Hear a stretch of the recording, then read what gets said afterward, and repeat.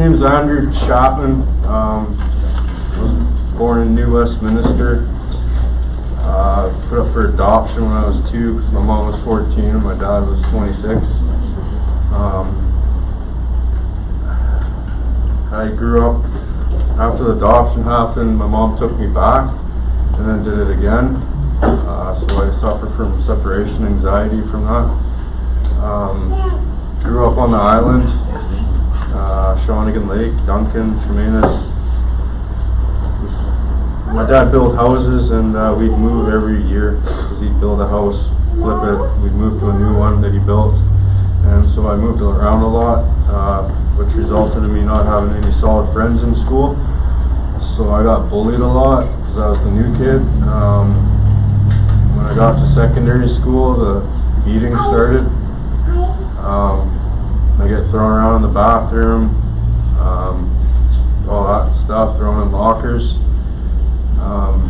It wasn't until I was 16 or 17 that I was getting beat, and I decided to grab a rock and smash the kid in the head with it. To be honest, that was the best feeling I ever had back then. And because of all the bullying, it turned me into one of them, so to say. I got kicked out of my home, 14 years old, put in group home. I ran away to Alberta, came back because I couldn't make it, and I was on the streets, and I got brought in by a gangster out in Victoria. He took me under his wing and taught me how to sell drugs, how to shoot guns, how to stab people, how to sell dope, and I did that out there for a few years, and then decided to move to Surrey, and that's when things got really bad. I got accepted into an organized crime group, United Nations, and just one incident back then that kind of planted a seed in me that I was being watched, protected. I should be dead right now. I got set up by a friend, a girl, telling me that she was at this address, said people were coming with straps and we would shoot the house up, so I said I'd be right there. Because obviously whatever, wanted to get with her, and, she took that to her advantage. I texted one person the address just in case. I always do that when I'm going to a new address that I don't know. And I went there. There was about 3-4 people in there that I didn't even know. She was there, and she said they were her friends, they were just drinking whatever, and then they offered me a line of something. I bent over to do it, and I got hit in the side of the head with a 2x4.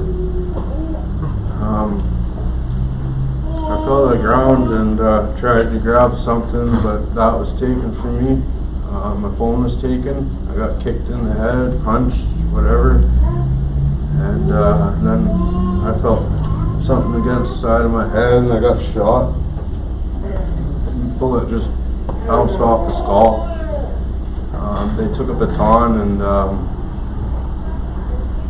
smashed that same spot a couple of times. And then I was grabbed, thrown into the corner. They ripped the cord off the TV and hog-tied me so tight that my arms were purple within 20 minutes. I couldn't feel nothing. I was scared, obviously. Felt like there was nothing I was going to be able to do. Thought I wouldn't be able to say goodbye to my family, and you don't think about that.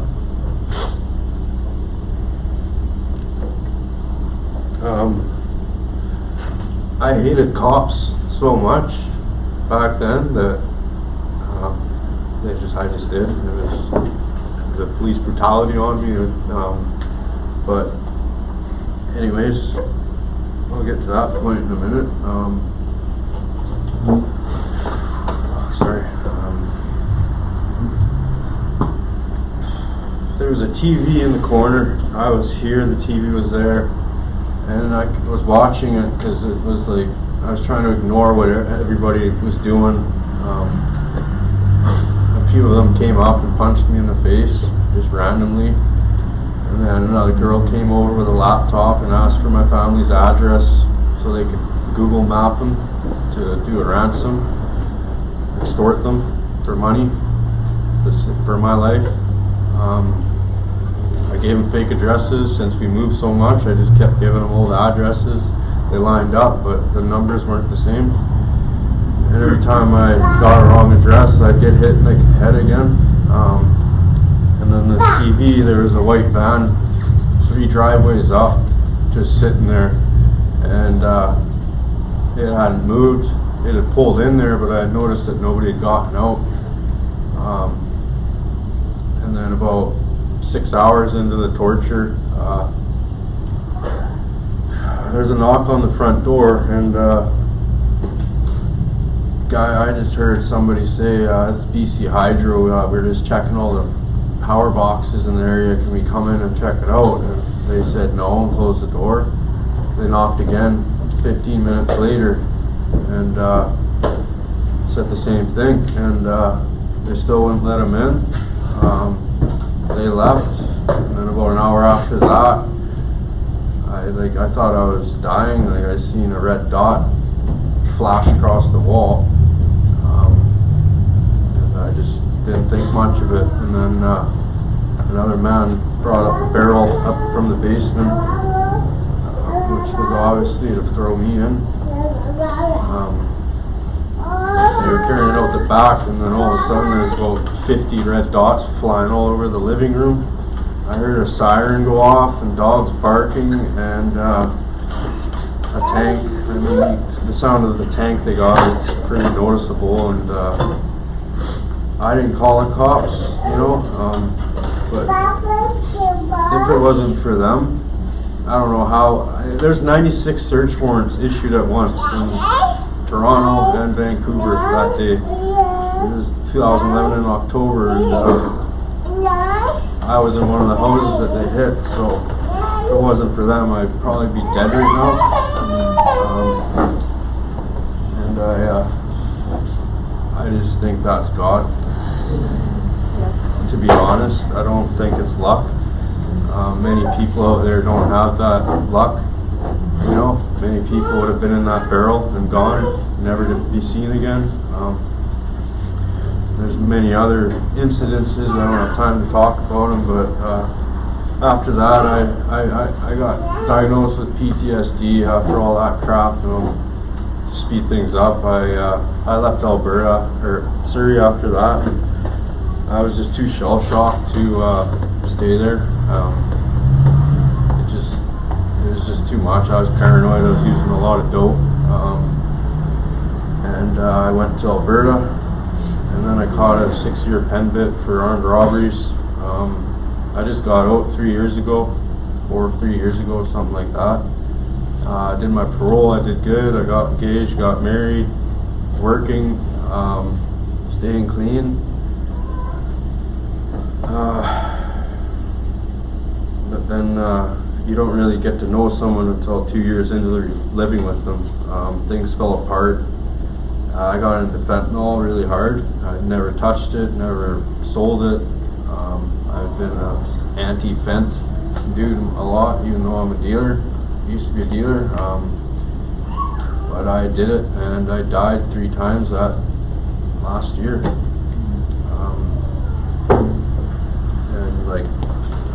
And I didn't think I'd die. 3rd time I died, they hit me with 8 Narcans. And that was kind of where I stopped. I've had an out-of-body experience and everything, but I think God has a plan for me, and I was floating up, not going down, so I don't know what that means, but I think about it a lot.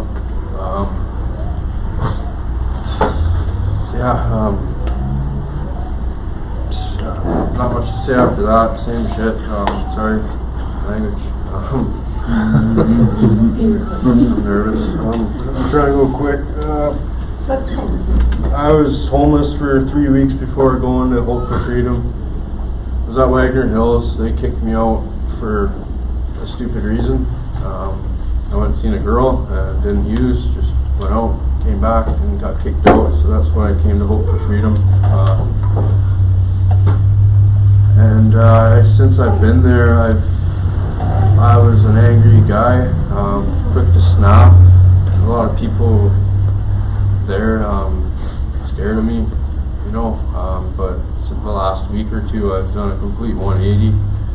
I don't know what happened. I mean, maybe it's all the singing and going to church twice a week, but hanging around with Christians.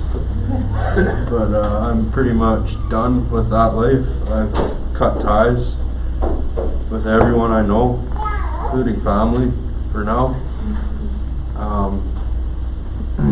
Cutting ties with my friends was a dangerous move. Some people get killed, some people get beat. If you live, it's good. If you don't, whatever. But I made it out. And I'm ready to give my life up to God. Woo! Oh, yeah! Praise God! You get some guys Brendan, you pray for him? Hey, something. As far as, thank you for such an honest testimony. And it's just another demonstration of your work in your life, and you know, all through your story.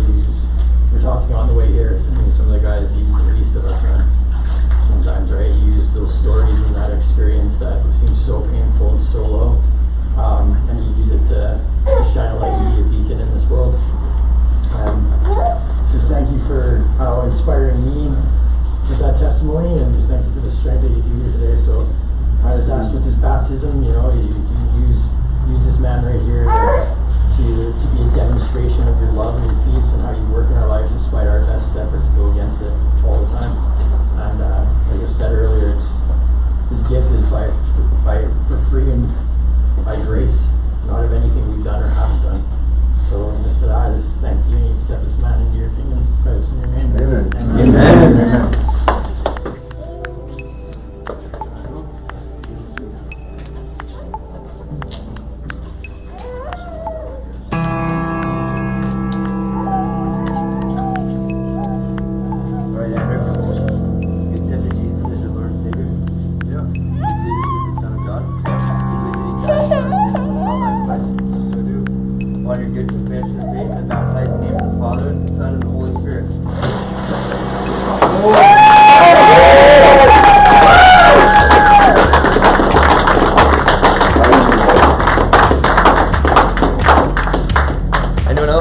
It used to be a time when we were fine, living life with no particular religious bend, pretending to be our own gods, inventing our own systems of belief so as to not depend on anything other than our own self-governing consent, defending an impending doom with no perceived need to concede or repent, presuming our innocence in a sense descent. The sting of death was only the inevitable end of everything we can never rightly understand or comprehend.